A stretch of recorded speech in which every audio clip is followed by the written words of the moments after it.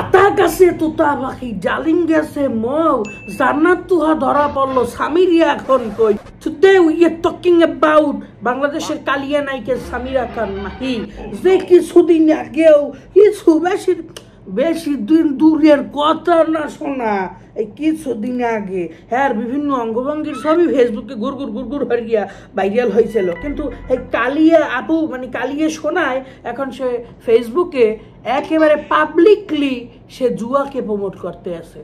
আচ্ছা আমার কত ইতি আছে এদের হাত কত বড় লম্বা এবং বিস্তৃত আমি জাস্ট জানতে চাই।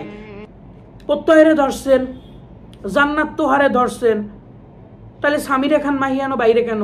সে কন্টিনিউয়াসলি তার ফেসবুকে পোস্ট করতে আছে, কন্টিনিউয়াসলি ফেসবুকে পোস্ট করছে জুয়া প্রমোট করিয়া কমেন্ট বক্স লিমিট করিয়ে দিয়েছে যাতে আপনি কমেন্ট না করতে পারেন। আচ্ছা বাংলাদেশ কি জীবনেও পাল্টাইবে না ভাই? এই বাংলাদেশে আপনি যদি নরম হন আপনার এককালে আপনি পায়ের পেশা খাইতে খাইতে শেষ হয়ে যাবেন, আর আপনি যদি গরম হন আপনার লাগে টু হইতে টা শব্দও করবে না।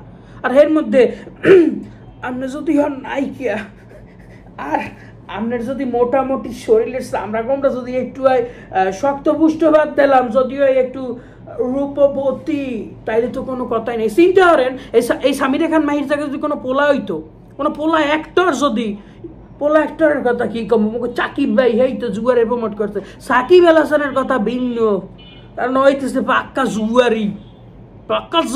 জুয়ারিরে তো ধরতে পারলে না। কিন্তু সবই ঠিকই আছে, কিন্তু এই যে সামিরা খান মাহি এই যে জুয়ার প্রমোট করলো আর কি ধরতে পারবেন না? এটা কোনো ভিলে কি ওরে আইনের আওতায় আনা যায় না, কোনো ভিলে আইন দিয়ে কি ওকে জড়াই ধরা যায় না? হ্যাঁ ওরা 14 শিখের মধ্যে জড়ান যায় না।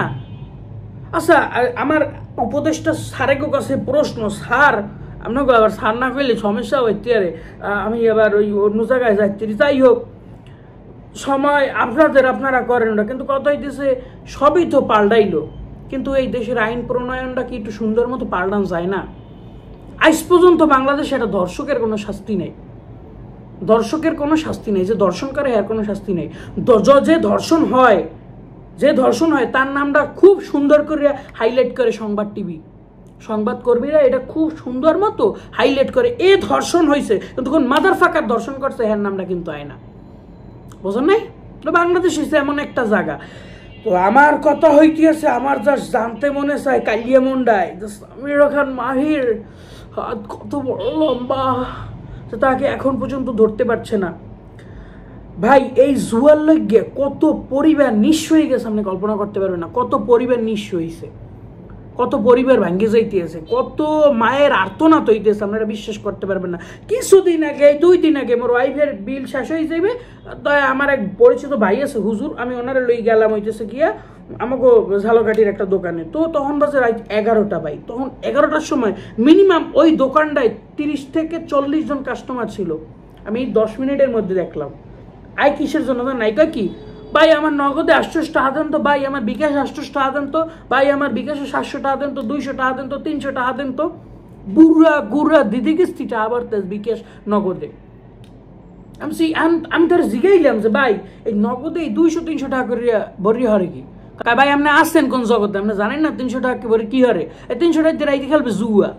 এই টাকাগুলো যাইতেছে কই? এই যে জুয়ার যে টাকাগুলো বাংলাদেশের এই অর্থগুলো যাইতেছে, অর্থগুলো পাচারাই অন্য কোনো দেশে যাইতেছে। তো আমি বলবো যে এই যে সামিরা খান মাহি, এই মাহিকে ধরার এই যে সামিরা খান মাহিরে আইনের আওতায় আনেন, আইনের জাপটা দিয়ে ধরেন, বিচার দেখতে চাই, আইন সবার লেগে সমান এটা প্রমাণ করিয়ে দেন। বাংলাদেশে আরো অনেক সো কল্ড সেলিব্রিটি আছে, তো সেলিব্রিটিকে প্রত্যেকটা অ্যাডে ভিডিওর মাঝখানে এরকম জুয়ার প্রমোট দিতে আছে, নির্দ্বিধায় ঘুরিয়ে বেড়াইতে আছে, কিছু আয়ও না যায়ও না এগো। কিন্তু এইরকমের আর কয়দিন? প্লিজ এই কালনাগিনীকে আইনের আওতায় আনেন, আইনে ধরিয়ে একটা বিচার করেন। আজকের মতো এখানেই বিদায় নিচ্ছি, আল্লাহ হাফেজ।